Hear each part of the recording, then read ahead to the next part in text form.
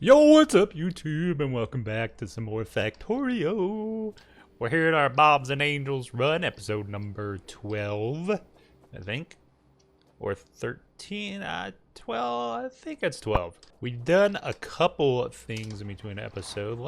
Actually, this is not the vehicle I want. Make sure I stop fully before exiting the vehicle first. What just happened?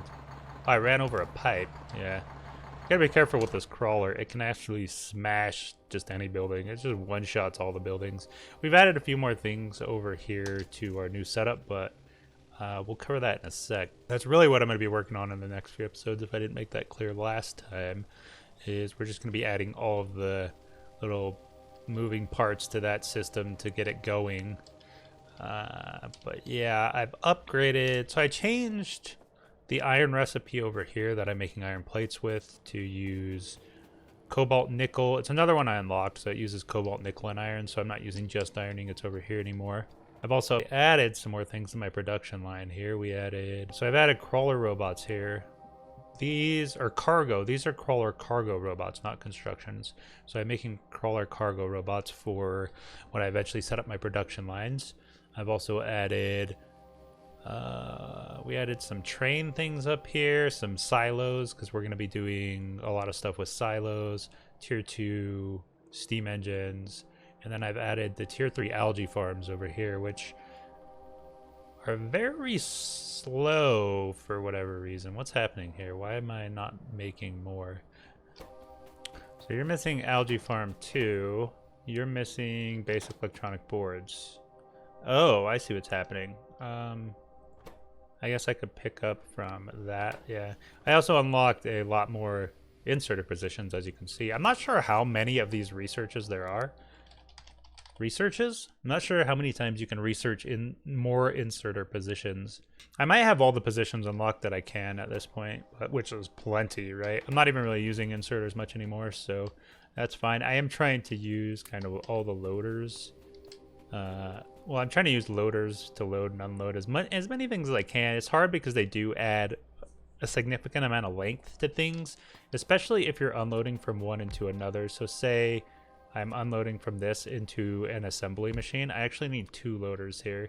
I need one coming out, one going in. So it'd be nice if there was a single loader that loads directly into another building. Maybe there is, I don't know. I don't think up here has changed much. I am running into a little problem here. I'm actually backed up on lead, so I think my critinium isn't producing, which means my silver, I'm not getting any silver or either from these.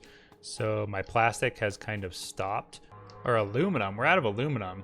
Looks like we have silver, we're just out of aluminum down here. But yeah, essentially we can't make plastic right now because our lead line's backed up. I did actually delete a lot of the ingots. Yeah, I deleted a lot of the ingots, but it's just gonna keep filling up. So, you know what, let me come over here. I'm just gonna take one of these wooden chests. And I'm just going to control left click to grab as many ingots as I can. Just put them in here, and then we're gonna destroy the box. We're just gonna do that over and over again. So we opened up a little chunk, so we'll start to process a little more.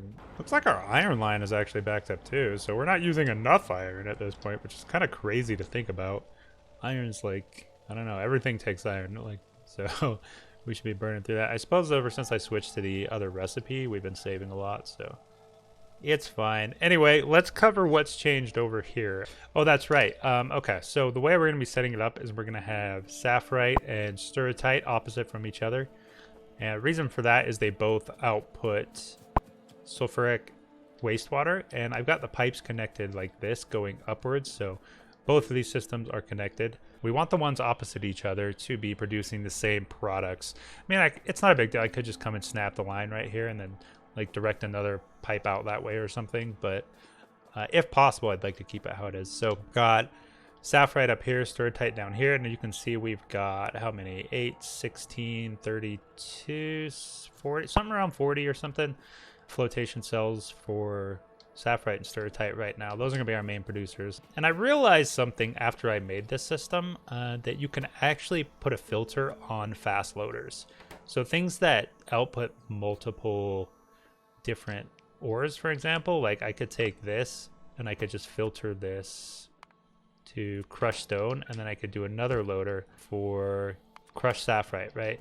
So I don't have to use the splitter, although it does the same thing, right? So I still haven't decided where I want to bring my ores in or how I want to set up the trains yet. I'm trying to get all the other systems set up that I need for like the wastewater processing. And speaking of, I'm thinking wastewater processing right here, and I've already got a blueprint for the wastewater treatments here. So which way do I want it to go? You know what, actually, I was thinking maybe I'll put it down here. Thinking about it, we're actually going to be getting like sulfuric acid from this, right? And the nitrate stuff we're going to be getting. So it makes more sense to have it down here because I plan to do a lot of that gas production right over here somewhere. So I'll be making sulfuric acid over here. I'll be making pretty much any of the gases that require ores, like the plastic requires some gas that use silver ore and aluminum ore, right? So my plan is I've got insert or splitter set up on the other side of this filter here. So if I need, let's see. Oh yeah, I've also updated the sorter to include all of the ores that I know about right now, as well as an extra one at the end here. So if anything gets on this belt that isn't one of these ores, it's going to be filtered. Yeah, so the sorter is a little bigger. I also deleted and moved the entire furnace setup to the left a little bit because I didn't quite have enough room that I wanted over here. So I set up some more of that. Also, we got a new washing plant thing set up. Let's see. So this was the old one where we create bricks here, and I've got it a little more organized and balanced at this point. We're not making bricks over here, but we do need like lime and maybe some of this other stuff for crafting the ingots. Thinking we just kind of line it up with this, and that's probably fine right there, I think. Well, where is this going? This we can take this way, join up with that. Okay, that's fine. By the way, I'm using Q. If you just hover over something and press Q, it will copy it so you can, don't have to search for it in your inventory. Yeah, so we can even do undergrounds this way, and then that way we have all this room up here for whatever else. Or maybe we'll just direct these belts directly up here and process it right there. I'm not sure where I'm going to process like the sulfur and stuff yet. But yeah, we just basically got a mirrored system here with a clarifier with overflow valves for each input. That way the flotation cells can continue to run even if we're backed up in this system. So we're just clarifying the excess water. We've then got our outputs, which are mostly mineralized water and purified water. There is some saline water at the end, which just goes into this clarifier. We're just dumping that. We're not going to put it back into our saline system because we've got plenty of saline water we're making. Oh yeah, the mineralized water. So one of these lines is for mineralized water. The other one's for purified water. So they'll both come out over here, and I'm not sure where my power plant's going to be yet. I'm thinking probably over here. So anyway, that's our wastewater blueprint. I don't believe there's any more than 4 wastewaters, so this should be plenty to handle it. Another system we've got set up over here is our purified water system, and I'm basically just taking 5 plants, put them back to back with the inlet in the middle here, so we can just run the water line like that. And then all of the outlets connect via undergrounds. I mean, you'll have the blueprint so you can check it out. And then I've also got a storage tank for each purified water and saline water.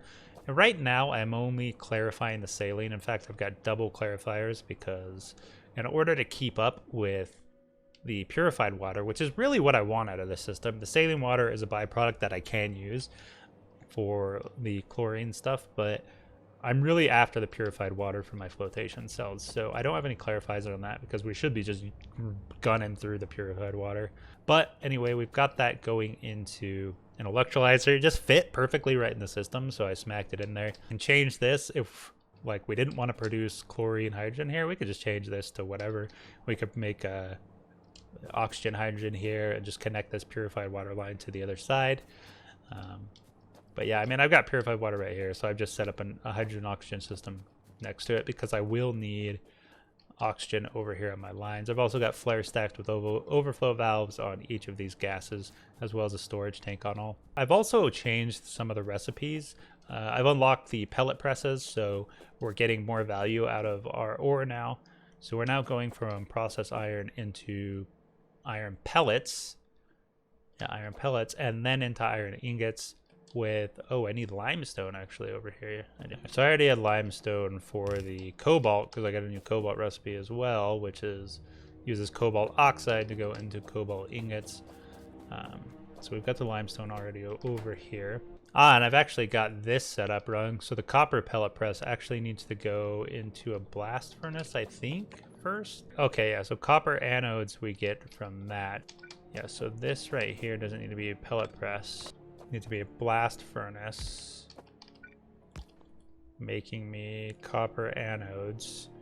And you need copper anodes and sulfuric acid. So now we need pellets going into this, and then we need an ore processor going into the pellet press. I do need to connect the aluminum. We need the sodium hydroxide on the aluminum line here.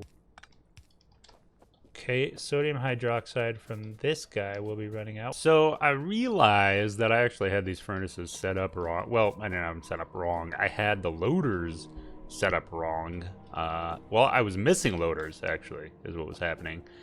So I just had one loader unloading into the furnaces, which I think I already touched on. You actually need two loaders because essentially you're just unloading stuff onto a belt with a single loader. You need another loader to load it back into it. So I've adjusted everything to have the proper proportion of loaders, or the proper amount of loaders. I've also rearranged this side to actually use loaders, because before it was using splitters, or it was using inserters to actually load from the fuel line, but I've adjusted that. I've also modified it so the fuel line goes in between each furnace here, so we can pull coke or carbon back to the back furnaces if we need to. But yeah, I just wanted to update those changes. This was actually recorded after most of the video, so if you look in the video and you see that this is not the current setup for the rest of the video, then that's why. Just don't be confused about it. The blueprints in the Google Doc will reflect these changes, though, so yeah. I think chrome is the last type of ingot that we can smelt, and all of our other metals come from a combination. They're alloys. So let's see if I can find one. So here's another type of metal that we can make, molten gunmetal, but you see there's no gunmetal like ore that we have to break up, right? We just combine different ingots to make that gunmetal. There's, yeah, Invar plates use steel and nickel, so Invar is another one. And then cobalt steel is cobalt and steel ingots. So all of our other metals, I believe, come from just the ingots. So this should be as big of a smelter setup as we ever need, as long as these blast furnaces can keep up. I assume they can. You just keep upgrading their tier, and you only need one of them. And then I'm trying to figure out where I want to set up my wood.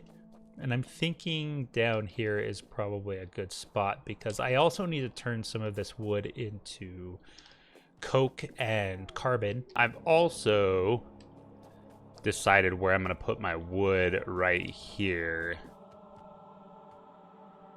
So I'm just pulling off of the iron ore line and directly into a furnace to smelt into plates for the saw blades, which you can see just run along this belt. And then the inserters deposit the used saw blades into the next assembler, and so forth and so on, until we get to the last assembler, which deposits the used saw blades back into the previous assembler. And I'm hoping this way it will actually use all the saw blades before putting more into the assemblers. I'm not sure. We may have to adjust that later on. We're also using the second tier of tree recipe here, so it takes fertilizer. For fertilizer, all we need is a composter, which we're dumping part of our wood in, so our wood's coming off on this belt here. We've split half of it into this composter. It's going to get turned into compost for the fertilizer, which we also need urea gas for, and that's what this system is, although I'm going to redesign it. And then, yeah, we've got the seed extractor on the other side. So both the assembler and the seed extractor are depositing onto half the belt here, which gets split to the greenhouses. So yeah, we've got our fertilizer, we've got our seedlings, and then water is obviously in the middle. So yeah, our wood's coming off here, getting deposited into a silo, which is, we are going to have wood on the main bus. We're going to have our main bus going out this way with all our ingots and things. And then here's our coke and carbon line. So we've just got woods split from the warehouse or the silo. So it's going to go into the furnace, get turned into coal, and then loop around to crushed coal, loop around to coke, loop around to carbon, but all not before getting split off to our fuel line here, because we do want half of the line of coke And then obviously the carbon goes into the other half. Just a tier 1 boiler here with a water bore is enough to generate enough steam. Cool. Yeah, it is cool. I'm still not sure about the wastewater being right here in this orientation though. Maybe I should design the sulfur processing first. And then we can just see how big that's going to be and see if I can like scrunch it into here or something. I do want to leave myself room. I don't want to screw myself by trying to fit things in too tightly. That's what she said. Yeah, so we're going to do probably sulfur processing in this video as far as the blueprint goes. But let me go ahead and run my oxygen line. Okay, now we're hooked up on oxygen for that guy. You know, I could set my gas processing up here maybe. I'm not sure how much room I'm going to need those. So let's go ahead and get that blueprint designed so I can kind of get an idea of where I can stick it.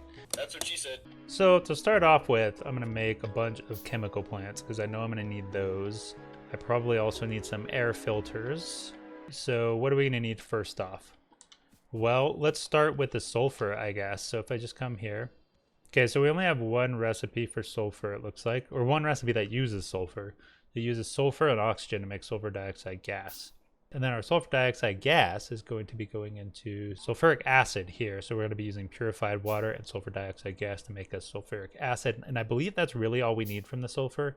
Here, yeah, so we've got these Jax 35 pressure tanks, which store 350,000.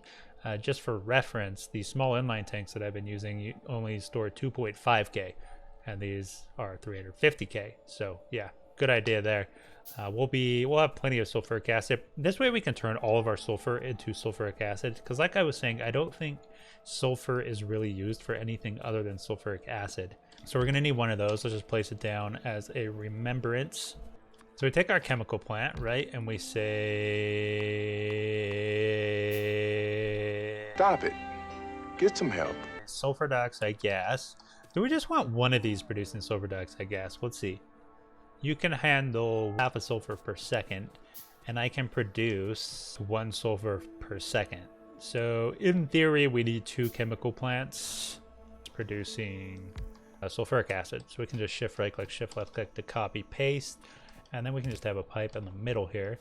So we'll have oxygen being brought in from Narnia, because that's where oxygen is made. So for sulfuric acid, there, we put the outlets in the middle.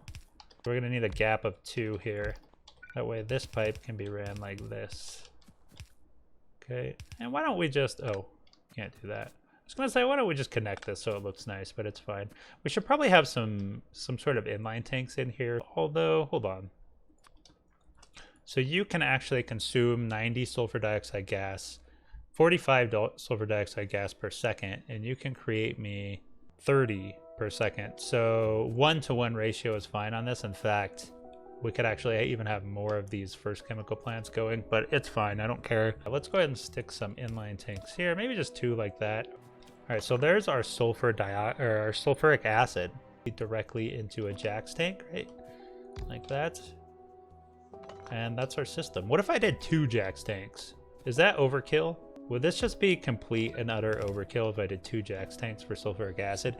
I don't know how much sulfuric acid I'm gonna need down the line. There's no reason not to store this much up, I don't think. There's our sulfuric acid. But yeah, anyway, I hope you enjoyed this video. Thank you for watching, and I will see you next time.